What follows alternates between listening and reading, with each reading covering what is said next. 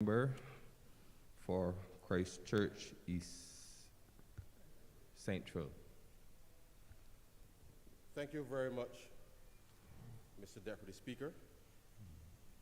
I rise this evening to lend my very clear voice to the budget that was presented yesterday by the Honourable Prime Minister. But before I begin, Mr. Deputy Speaker, I want to thank the very, very, very good people of Christchurch East Central who placed again in me their confidence to represent them in this place for a second time. And I know that the country, Mr. Deputy Speaker, and all of us have gone on a journey certainly in the last almost 4 years now. And I really thank them sincerely, as I know we all do, because it has been challenging over these last few years, and certainly the global environment continues to be quite challenging and volatile. And as parliamentarians, we have sought to create a level of calm and confidence in order to make sure that we can lead this country through what has been a very challenging time globally. Let me also say at the outset, sir, and say to my constituents that I know I have not kept my word with respect to the last 2 weeks, having been in preparation not just of the estimates, but obviously in terms of the budgetary process, where I have not had my clinics in the last 2 weeks. So I'm just going to, through you, Mr. Speaker, indicate that I have cleared my diary for next Wednesday, and I shall be in my constituency office all day next Wednesday. And we are already prepared, sir, to be able to respond to those persons for whom I have not been able to respond to in the last couple of weeks. And I do so with the full confidence, sir, that the people would understand. Let me also make it clear, sir, that given that I am leading off the debate this afternoon, and just for the avoidance of any doubt at all, sir, of any doubt, I am still a member of cabinet, I'm still a member of the government, and we just happen to be in a circumstance, Mr. Deputy Speaker, where there is no leader of the opposition. So I don't want anybody to be doing anything on social media in any way to suggest that my presentation here this afternoon represents any opposition or anything given the nature of the circumstance that we are in, sir.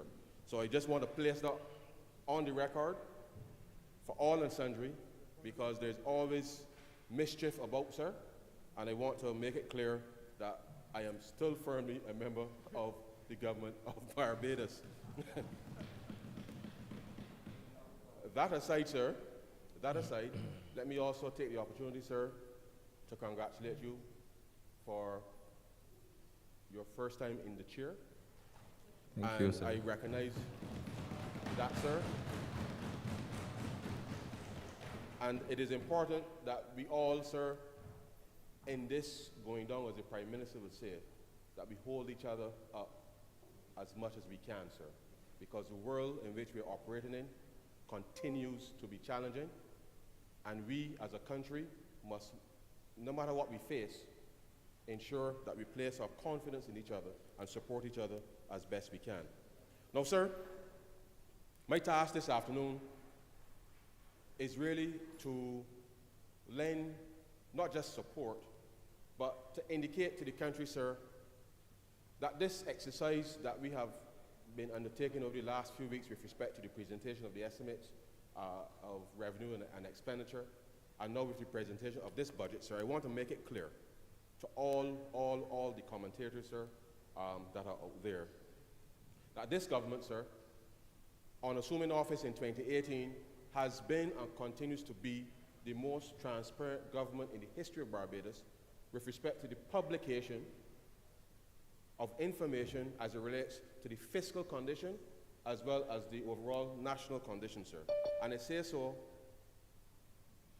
without any doubt whatsoever, because for the very first time in the history of this country, sir, we, I say we, the Barbados Labour Party, published before the election, and I know that there's a lot of commentary with respect in the budget as opposed to why you didn't do this and why you didn't do that and a whole host of other things, sir. Represented to the country, sir, prior to the last general election, the condition of the country, the fiscal condition of the country, sir, which was not any surprise, sir, because as you would recall again, sir, the mid-year report for this financial year was being a little late in November, also would have presented, sir, up until the end of September, what the circumstances were. So you had a situation where, sir, you had in November, the situation until the end of September, and in January, the week after nomination day, we published yes, it was the week after nomination day, we published economic activity